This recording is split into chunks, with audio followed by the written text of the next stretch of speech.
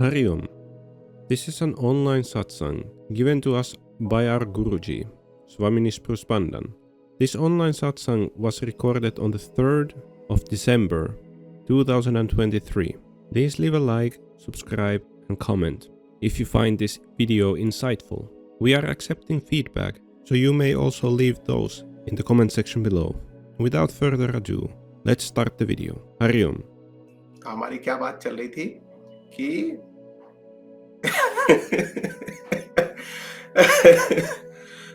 बड़ी मजेदार बातें हैं। ठीक है, जिन लोगों ने जहां से भी अपने गुरु से दीक्षा ली है, साधना सीखी है, तो गुरु के सानिध्य में अधिक से अधिक समय बिताने की कोशिश करना चाहिए। जरूरी नहीं कि गुरुजी से आप क्वेश्चन आंसर ही करते रहो, प्रश्न ही करते रहो, कोई जरूरी नहीं है, क्योंकि हम हमारे गुरुजी के पास में कोई प्रश्न थोड़ी लेके जाते थे। मैंने बताया था ना, एक बार कोई एक सज्जन आ गए थे, गुरुजी मेरे इस प्रश्न का उत्तर दो। गुरुजी अलग मूड में थे, उन्होंने बोला प्रश्न का उत्तर दो, बिन सेवया प्रश्नम किम करोति। भैया आप कौन जो प्रश्न करने आ गए, मैं तो आपको जानता भी नहीं। तो कहने का मतलब कि गुरु की जो मर्यादा है उसको ध्यान में रखते हुए उनके सानिध्य में रहो, उनकी सेवा करो। सेवा का मतलब होता है, सेवा का मतलब पांव दबाना नहीं होता है ना। सेवा का मतलब धन दान करना नहीं होता है। सेवा का मतलब होता है भाव से उनके करीब रहना। अभी पत्नी पति की सेवा करती है तो क्या पूरे टाइम पत्नी पांव ही दबाते रहती है क्या पति के? नहीं, पति के ध्यान में रहती है, ध्यान रखती है कि भाई क्या जरूरत है, उनको चाय चाहिए, पानी चाहिए, ऑफिस से आए, खाना बनाना है, देखो अभी 1 घंटा बचा है ऑफिस से आने को, तो 4 रोटियां डाल दी, सब्जी बना दी, है ना। इसको बोलते हैं सेवा। सेवा मतलब उस भाव में रहना, गुरु के भाव में रहना। तो ऐसे गुरु के पास जाओ, उनके सानिध्य में रहो। और अब गुरु की कृपा कई तरह से होती है। ऐसा नहीं कि वो गुरु के पांव पकड़ लेंगे और सिर पे हाथ रख देंगे तो ही कृपा होती है। ये सब ड्रामा नहीं होता है। जब आप गुरु की भक्ति में हो, गुरु के प्रेम में हो, तो पांव आप पकड़ने की जरूरत थोड़ी है, या ऐसे हाथ बार बार पकड़ के सिर पे रख दो गुरुजी, ऐसा नहीं होता है। ये तो ड्रामेबाज लोग करते हैं ऐसा। जैसे चापलूस लोग नहीं होते क्या, जैसे अफसर की चापलूसी करते हैं ना, जी साहब जी साहब जी साहब, ये ऐसे इस तरह से गुरु के पास जाके ऐसे व्यवहार करोगे तो कोई गुरु ना प्रसन्न होने वाले, ना आपको कुछ मिलने वाला। भाव में रहना। जब उनके पास बैठोगे तो जब वो श्वास लेते हैं, श्वास छोड़ते हैं, श्वास से भी आपको कृपा प्राप्त हो जाएगी। क्योंकि जब वो सांस छोड़ रहे हैं ना, तो वही आभा मंडल में श्वास है, वो श्वास आपके अंदर जाएगी, आपके अंदर चीजें बदलने लग जाएगी। गुरु खाली ऐसे आपको देख लेंगे ना आंख भर करके, तो आपको नशा हो जाएगा, आनंद हो जाएगा। 2 बात कुछ बोल देंगे और आपको आनंद हो जाएगा। तो जब अगर आपने कहीं से दीक्षा ली है, गुरु बनाए हैं, है ना। लास्ट सेशन में मैंने बता दिया था कि किस तरह के संतों के पास जाना चाहिए, कैसे गुरु धारण करना चाहिए, है ना। आपको गुरु बनाना है तो पानी पियो छान के, गुरु बनाओ जान के। भाई गुरु भी चेले को ठोक बजाकर ही चेला बनाता है, ऐसी थोड़ी हर किसी को शिष्य बना लिया। तो आपको भी अगर गुरु धारण करना है तो फिर अच्छे से सोच समझ करके, कहावत है, बोलते ना, पानी पियो छान के, गुरु बनाओ जान के। उस दिन सुनो उनको, उनके सानिध्य में रहो, फिर आपका हृदय बोलता है कि दीक्षा लेना चाहिए तो फिर उस मार्ग से दीक्षा ले लो, नहीं तो वेट करो। नहीं तो हमारे गुरुजी बोलते थे मरने के 1 घंटे पहले, मरना मतलब ये शरीर छोड़ने के 1 घंटे पहले भी अगर आपको गुरु मिल जाते हैं, सदगुरु मिल गए आपको, जीवन व्यर्थ नहीं गया। ठीक है, बात समझ में आई। तो जब आपने गुरु बनाए हैं, उनसे कुछ आपको मिल गया है, तो कोशिश करिए कि हफ्ते में 1 बार आप उनका दर्शन करने जाओ, उनसे मिलने जाओ, है ना। मांगने अपना दुखड़ा रोने मत जाओ, गुरुजी ये हो रहा है, गुरुजी हो रहा है, नहीं, बस ऐसे ही मिलने जाओ। नहीं हो पा रहा है तो 2 हफ्ते में एक बार मिलने जाओ, 15 दिन में एक बार, उतना भी संभव नहीं है तो महीने में एक बार जाओ, और वो भी संभव नहीं है तो 3 महीने में एक बार अपने गुरु के सानिध्य में रहने के लिए जाओ, 1 आध 2 दिन रहो वहां पे। और 3 महीने में भी संभव नहीं है तो 6 महीने में 2-3 दिन के लिए जाओ गुरु के पास में। जो बंद पड़े हुए ताले हैं ना, गुरु के पास जाने मात्र से वो खुल जाते हैं। पूछ लो परमानंद जी से, होता है कि नहीं होता है? बताओ परमानंद जी, होता है कि नहीं होता है? जी स्वामी। उसके लिए कुछ करना पड़ता है क्या? बिना कुछ किए सब कुछ हो जाता है, और सब कुछ करके भी कुछ नहीं होता है। ये जो बार बार कहा जाता है ना कि आप कितना भी जप तप कर लो, कुछ भी नहीं होगा। और गुरु की दृष्टि पड़ गई, सदगुरु की दृष्टि पड़ गई, जिसके आप कृपा में चले गए, तो बिना कुछ किए सब कुछ हो जाता है। लेकिन उसके लिए आपको उस लायक तो बनना पड़ेगा ना, उतना भाव तो लाना पड़ेगा ना, तो वो धीरे धीरे परिवर्तन होता है। ऐसा थोड़ी कि आज एक गोली खा के सो जाओगे गुरु की, कोई ऐसे मेडिकल पे मिलती हो कि सदगुरु कैप्सूल 1000 पावर ले लिया, सुबह उठेंगे जीवन बदल गया, ऐसा नहीं होता। अरे प्रेम भी धीरे धीरे ही होता है ना। वो पुराने जमाने में तो बिना लड़का लड़की एक दूसरे को देखे माता पिता तय करते थे, शादी विवाह हो जाता था। तो जब देखा नहीं तो प्रेम कहां से होगा? देखा ही नहीं रहता था, फिर भी उनमें प्रेम हो जाता था ना। तो फिर धीरे धीरे ही होता है ना सब। तो फिर उनके, अब आपको 6 महीने भी संभव नहीं हो रहा है उनके पास जाना, उनसे मिलना, तो फिर वर्ष में, साल में 2-3 दिन के लिए जाना चाहिए उनके पास। अब भाई वर्ष में तो गुरु पूर्णिमा तो होती है। अब गुरु पूर्णिमा में तो गुरु से मिलने के लिए जाते हैं, तो वो गुरु पूर्णिमा एक वो बहाना है, मनाते हैं कि भाई उस दिन गुरु तत्व जो है, जो जो शरीर रूप से गुरु पद जिनको मिला है गुरु परंपरा से, तो वो गुरु तत्व उनमें उतरता है। शरीर गुरु तो नहीं है, पर वो माध्यम हो गए, तो फिर उस समय बहुत ऊर्जा होती है।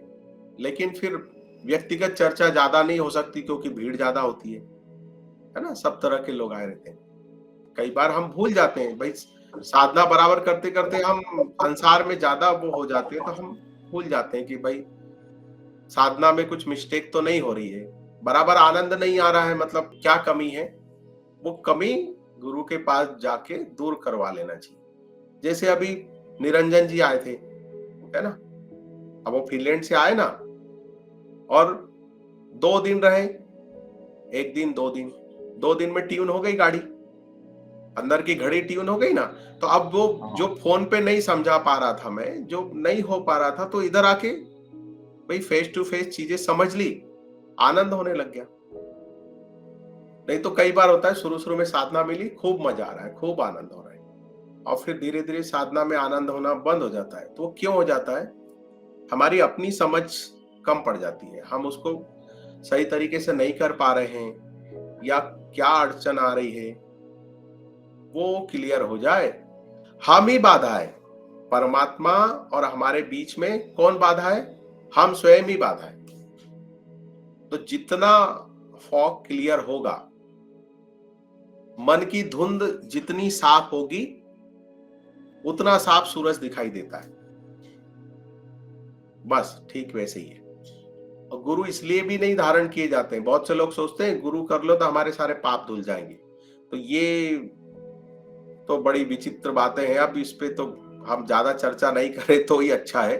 नहीं तो कई ऐसे जगत में है जो ऐसे बातों बातों में सुना लेते हैं कि भैया वो एक ट्रेंड चल गया, फैशन हो गया है आजकल गुरु बनाने का।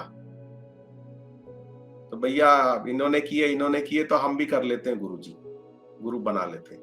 तो ये तो सब समझ के बाहर है। क्योंकि अगर ऐसे कोई गुरु धारण कर लेते हैं एज अ फैशन, उनको लगता है कि हमारे सारे पाप धुल जाएंगे। ऐसा सब कुछ नहीं होता है। उससे तो अच्छा आप बिना गुरु के ही रहो। गुरु बना लिए और फिर आप उनके कहने में नहीं चले, तो फिर गुरु नहीं बनाए थे तब उतना दोष नहीं लगेगा। गुरु बना करके उनके कहने में नहीं चले ना, तो फिर महापाप महादोष लगेगा उसका। तो उससे तो अच्छा बगैर गुरु किए ही रहो। गुरु बनाए हैं आपने, तो वो जो बोलते हैं कहने में चलो। अगर मनमानी कुछ भी उटपटांग आचरण करोगे, धर्म विरुद्ध, शास्त्र विरुद्ध आचरण करोगे, तो क्या हो जाएगा? वो आपके आचरण ही जो है, वो आपके कर्म, क्योंकि उसका दोष गुरु को भी लगता है, तो परमात्मा तो नहीं चाहेगा ना कि गुरु कष्ट में जाए। तो क्या होगा, आपके जो आप बुरे उटपटांग कर्म करोगे ना, वो कर्म ही आपको आपके गुरु से दूर ले जाएंगे। फिर आप ऐसे देखते हो ना, कई लोग बोलते हैं हमने गुरुजी की बहुत सेवा की, हमने बहुत खर्चा किया, हमको कुछ नहीं मिला। ये उस टाइप के लोग होते हैं, उनके कर्मों से ही वो गुरु की निंदा करने लग जाते हैं और गुरु से दूर हो जाते हैं। आप सोचो उनकी क्या दुर्गति होगी। तो कई तरह की चीजें हैं जी जी कि जो भी आप माता पिता हो, आपके बच्चे, आप छोटे छोटे बच्चे हैं, कल को बच्चे बड़े हो जाएंगे, नौकरी करेंगे, तो आप सेवा किससे करवाओगे? पड़ोसी के बच्चे से या अपने बच्चे से? अपने बच्चे से, है ना? कुछ भी मांगना होगा तो आप अपने बच्चे से हक से मांगोगे। तो एक जो धारणा बनी हो कि साधु संत लोग समाज को लूटते रहते हैं, ऐसा नहीं है। जो संत महात्मा लोग हैं ना, सुनने में आता है इसलिए अब चर्चा करना पड़ती है, तो हम सबके माध्यम से और दूसरे लोग भी उसको सुन लेते हैं ना। अगर इसका वीडियो वगैरह बन गया, यूट्यूब पे डल गया, तो दूसरों को भी समझ में आ जाता है कि अरे जैसे आप अपने बच्चों से ही सेवा लेते हो, आप हर किसी से तो सेवा नहीं लेते हो। तो ऐसे जो संत महात्मा है, जो उनकी सेवा में है, जो उनके शिष्य हैं, उनसे ही वो सेवा लेते हैं। बाकी किसी से कोई ऐसे दान पेटी वगैरह लगा के नहीं रखते कि कोई भी आएगा मंदिर में जैसे दान कर देते ना, तो आके दान कर दे, नहीं।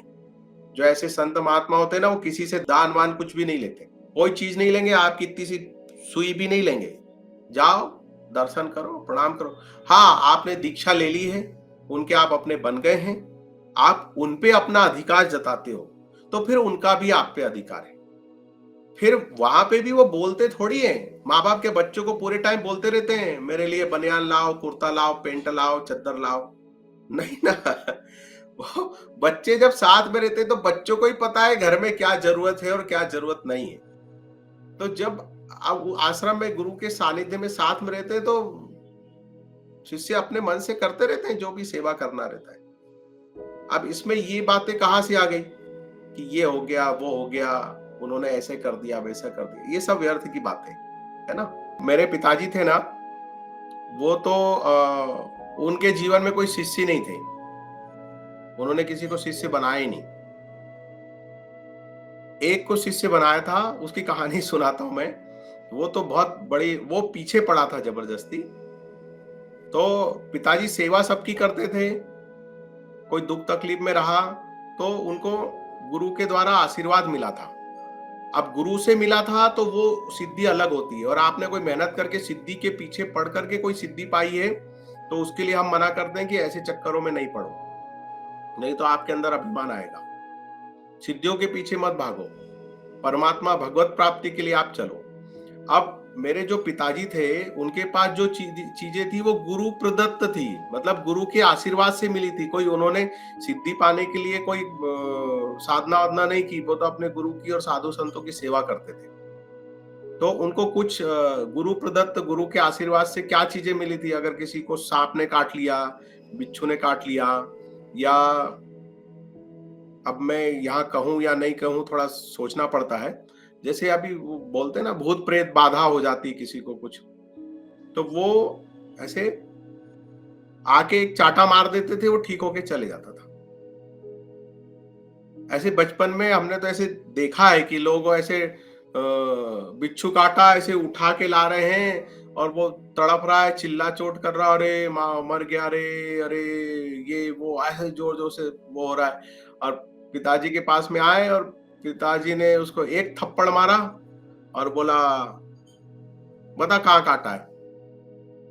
तो बोले इधर काटा है। एक थप्पड़ मारा, बोले कहाँ दुख रहा है? बोले नहीं दुख रहा है, जा भाग। बोल देते चल भाग, नाटक करता है। उनका एक तरीका था, है ना।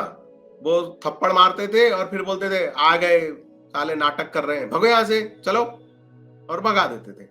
फिर कोई उनको कोई नारियल दे, पैसा दे, कुछ भी, किसी से कुछ नहीं लेते थे। इवन अगर कोई बहुत तकलीफ में है और उनको लेके जाते थे कि वो चल के नहीं आ सकता है, कोई उसको नहीं ला सकते हैं, तो पिताजी उसके साथ में उसके घर जाते थे और खटिया पे पड़े हुए आदमी को खड़ा कर देते थे, थप्पड़ मार के, उठ, ऐसे गाली देते थे, उठ, खटिया तोड़ रहा है।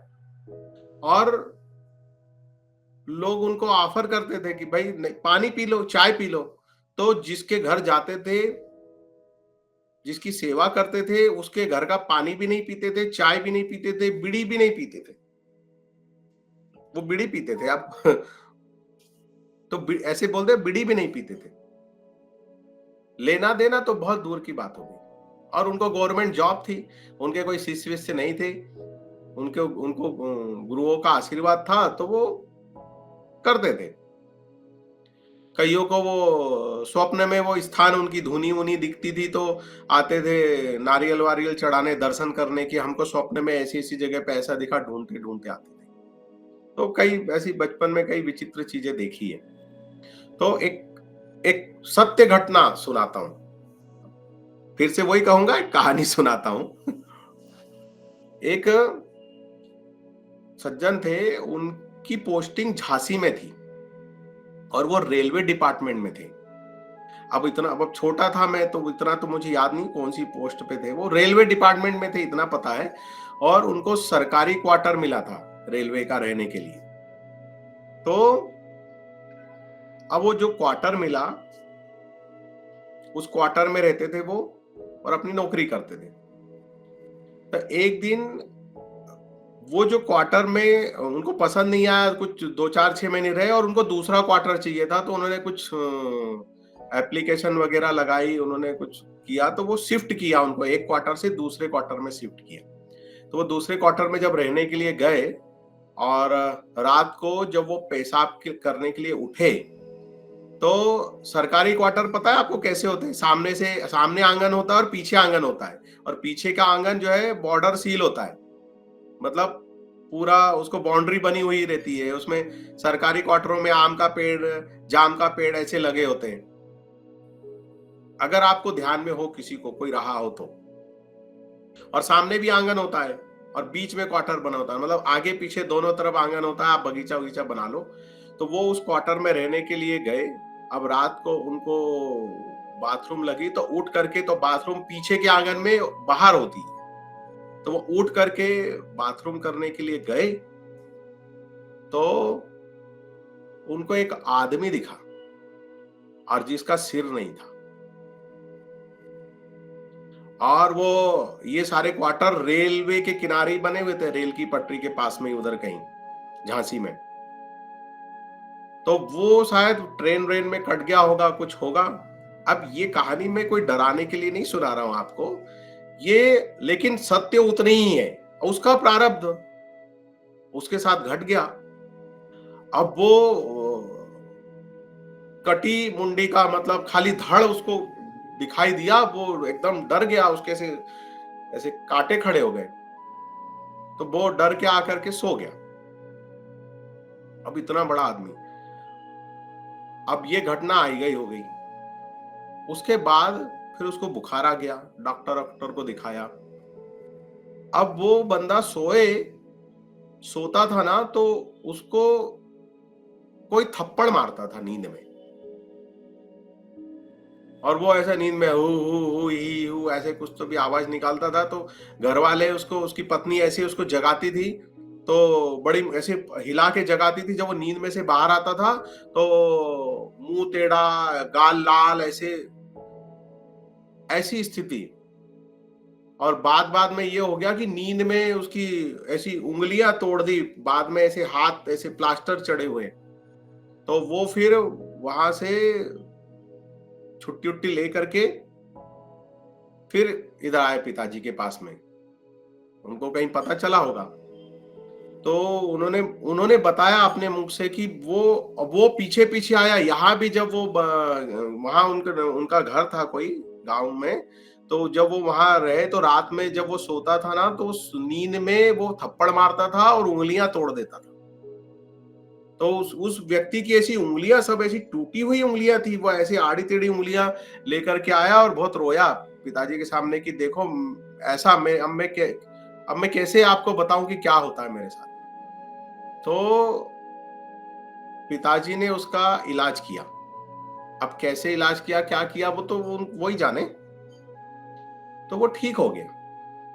ठीक हो गया तो उसको कुछ परहेज बोला था। परहेज बोला था, अंडा नहीं खाना, मांस मछली नहीं खाना, मुर्गा नहीं खाना। अगर तुम ये खाओगे तो फिर मेरे पास नहीं आना। तो वो उतने ही कड़क कठोर, क्योंकि किसी से कुछ लेते देते नहीं थे, तो फिर वो ऐसे ना किसी का, वो ऐसे उसमें जैसे अभी सॉफ्ट, जैसे सॉफ्ट कॉर्नर होता है ना, पर कुछ वेद कैसे होते हैं। परहेज बताया, आप करोगे तो आपका इलाज करूंगा, आप परहेज नहीं पालोगे तो भग जाओ, दोबारा नहीं आना, तुम मर जाओगे तो भी मैं तुम्हारा इलाज नहीं करूंगा। तो ऐसे थोड़े वो अपने सिद्धांत के एकदम पक्के थे, इसलिए तो हमारी हर आए दिन पिटाई होती थी। तो कोई भी गलती हुई तो पिटाई तो होती थी बिल्कुल। क्या, जो चीज बता दिए ये इसके अंदर ही होना, इसके बाहर तुम लाइन के बाहर गए तो फिर तुम्हारी खैर नहीं। तो उसका इलाज किया, वो ठीक हो गया।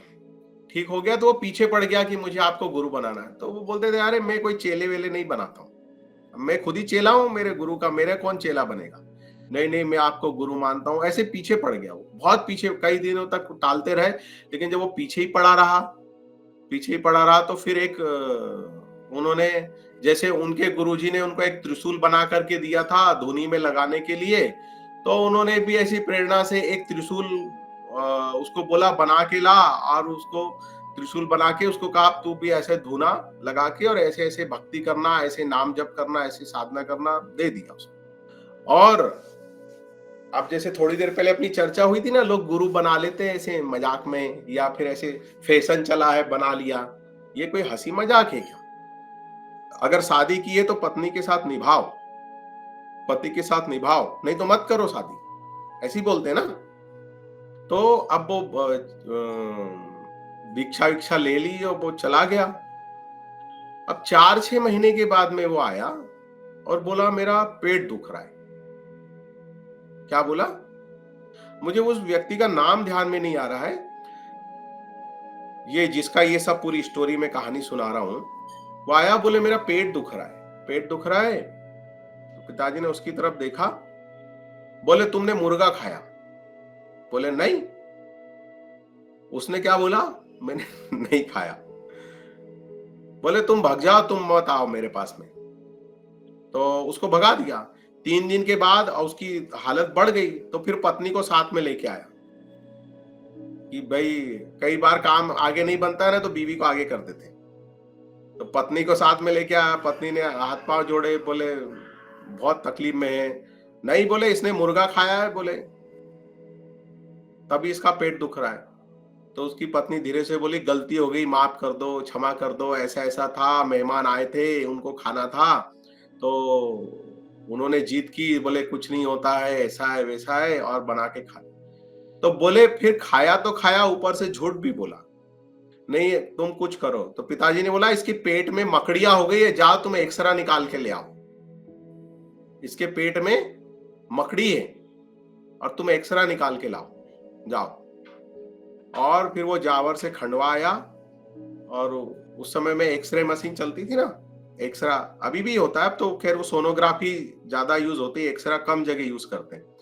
उसका जब वो एक्सरा निकाल के लाए ना, तो उसके पेट में कम से कम 50 से 60 मकड़ियां, और ऐसी छोटी छोटी 500-600 मकड़ियां, और ऐसी बड़ी बड़ी मकड़ियां, ऐसे जैसे मकड़ी का पिक्चर निकालेंगे तो कैसी दिखती है, ऐसी उसके पेट के अंदर वो मकड़ियों का पिक्चर आया।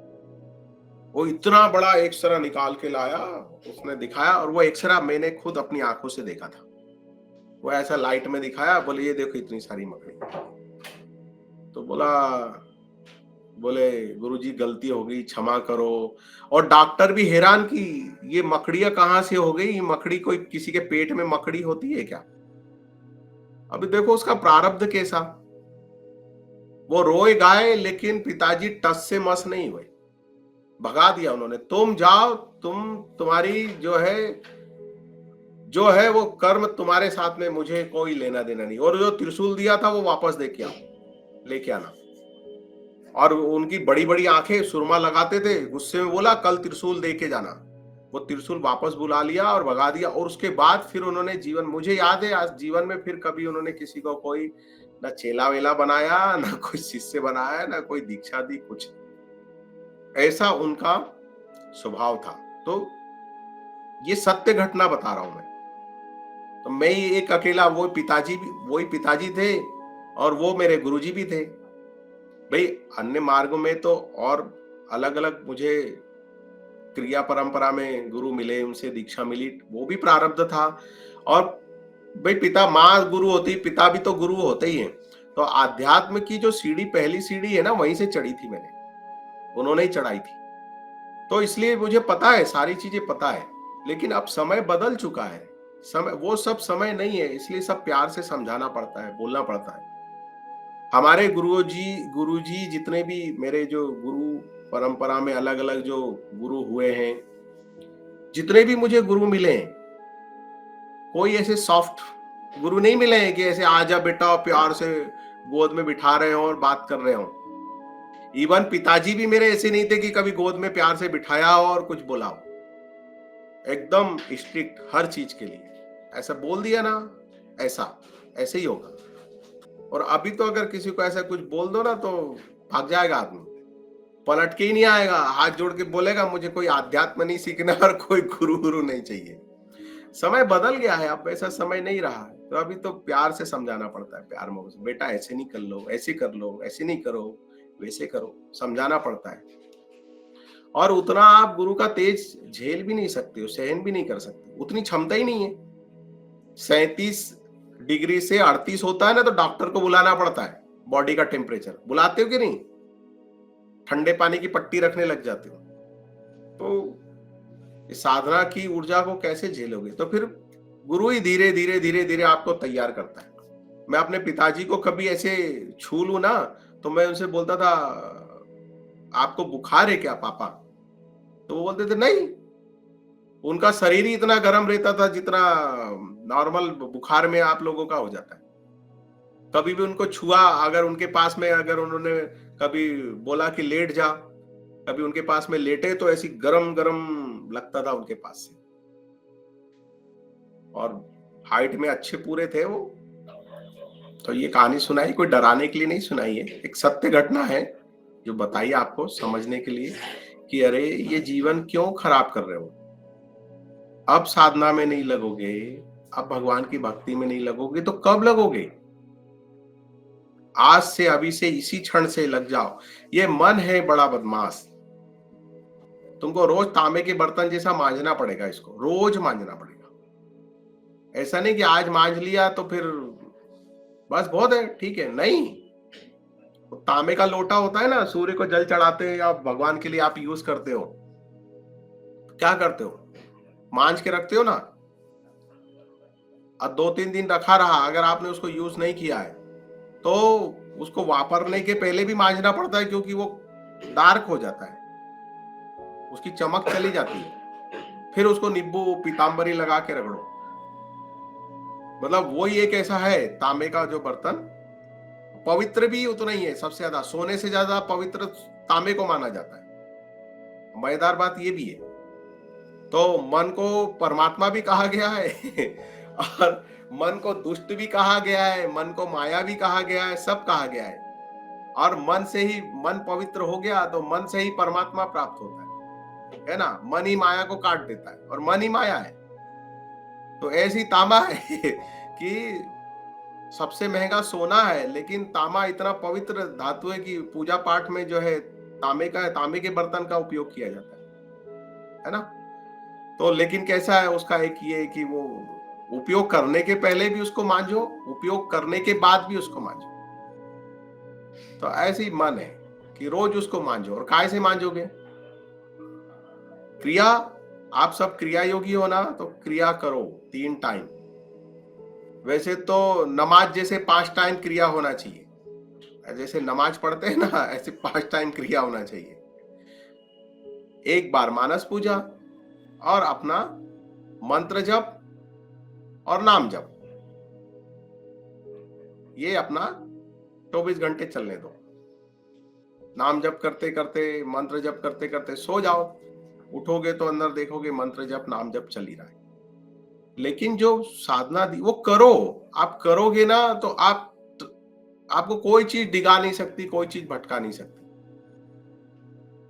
संसार के बड़े बड़े प्रलोभन भी आपको नहीं डिगा सकते। तो साधना हर बार जो है भाई साधना में लगो, है ना। आज नहीं लगोगे तो कब लगोगे? और जीते जी गुरु के साधना में लगे तो बहुत अच्छा है। अब गुरु जी शरीर छोड़ के चले गए, अब कई लोग कितने बोलते हैं गुरु जी ने शरीर छोड़ दिया, अब हम क्या करें, कहां से मार्गदर्शन पाए। तो पहले ही पुष्ट हो जाते गुरु के साथ में रह करके, तो आज ये स्थिति तो नहीं होती। उसको वो बड़े सौभाग्यशाली हैं जिनको गुरु का सानिध्य मिलता है। अब आज तो देखो, अब मेरे तो जितने भी गुरु थे सब गुरुओं ने शरीर छोड़ दिया, है ना। ठीक है, मार्गदर्शन मिलते रहता है उनका, लेकिन शरीर रूप में होने का जो सुख और जो आनंद है वो तो जिनके गुरु ने शरीर छोड़ दिया वही जान सकते हैं। जिनके पिताजी हैं उनको पिताजी नहीं होने का दुख नहीं पता है, पर जिनके पिताजियों ने शरीर छोड़ दिया उनको पता है कि पिता का नहीं होना क्या होता है। तो वो सब स्थितियों में जाने की बजाय जिनके गुरु हैं उनके सानिध्य में रहो और अपने आप को पुष्ट करो, मजबूत करो जितनी साधना हो सकती है, जितनी अधिक से अधिक। एक एक क्षण, एक एक सेकंड आपके लिए उतना मूल्यवान है। नहीं मिले थे तब तक ठीक था, मिल गए तो अरे अब तो बल्ले बल्ले बटोर लो, जितना चाहे उतना। जितना खजाना बटोर सकते हो बटोर लो। कौन सा खजाना? छोड़ के जाने वाला नहीं, साथ में लेके जाने वाला। कल हमारी बात हुई थी ना, ऐसा धन, ऐसा खजाना इकट्ठा करो जिसको साथ में ले जा सको। ऐसा धन, ऐसा खजाना नहीं जिसको यहाँ छोड़ के जाओ। Hari Om.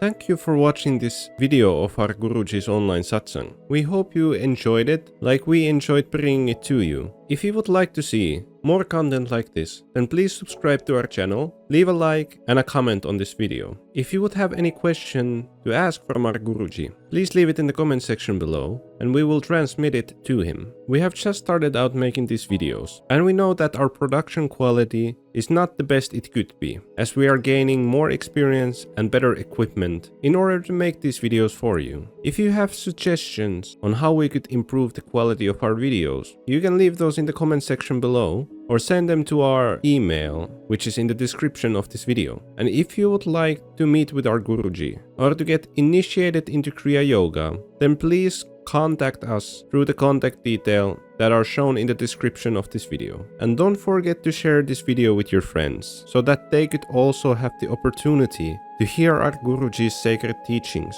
We truly hope that you enjoyed this video. And we thank you for your time and attention. And we hope to see you again on this channel. This was the Nispur Yog Kriya Yog team. Jai Guru, Hari Om.